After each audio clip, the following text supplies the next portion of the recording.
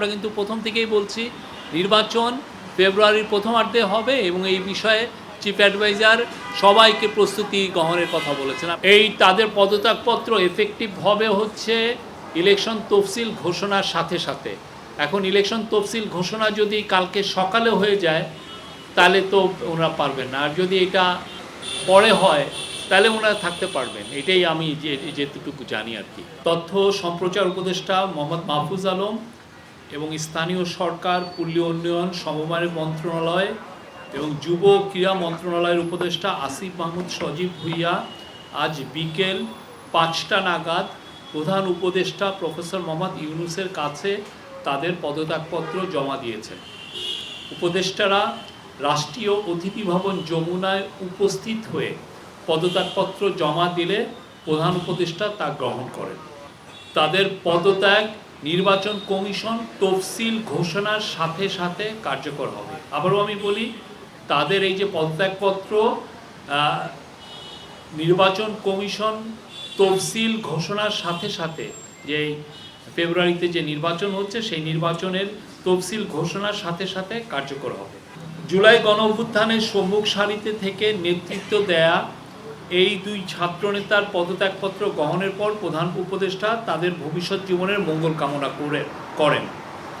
তিনি বলেন, আমি কোট অভ্যুত্থানের নেতৃত্ব দিয়ে তোমরা যেভাবে জাতিকে ফ্যাসিবাদী শাসন থেকে মুক্তির পথে অবদান রেখেছ তা জাতি মনে রাখবে। আমি বিশ্বাস করি ভবিষ্যতেও গণতান্ত্রিক উত্তরণ ও বিকাশে তোমরা একইভাবে সক্রিয় ভূমিকা রাখবে। প্রধান উপদেষ্টা আরও বলেন, আজ একটি ঐতিহাসিক দিন। প্রধান উপদেষ্টা আরও বলেন, এটা আবার কোর্ট, আজ একটি ঐতিহাসিক দিন। অন্তর্বর্তীকালীন সরকার সবসময় তোমাদের অবদান স্মরণ করবে। আমি তোমাদের সুন্দর ও শুভ ভবিষ্যৎ কামনা করি।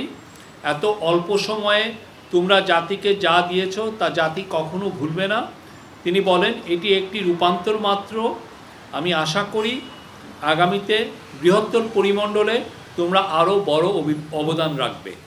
নিজেদের কর্মের মাধ্যমে দেশের মঙ্গলে নিয়োজিত থাকার আহ্বান জানিয়ে দুই ছাত্রনেতার উদ্দেশ্যে প্রধান উপদেষ্টা আরও বলেন, সরকারে থেকে যে অভিজ্ঞতা তোমরা অর্জন করেছ তা ভবিষ্যৎ জীবনে অবশ্যই কাজে লাগাতে হবে। নির্বাচন ফেব্রুয়ারির প্রথমার্ধে হবে আমাদের সরকার বলছে, এবং আমরা যখন গ্রামে বা বিভিন্ন ডিস্ট্রিক্ট টাউনে যাই আমরা দেখেছি সেখানেও নির্বাচনের জোয়ার বইছে। কিন্তু সমস্যা হয়েছে যে কিছু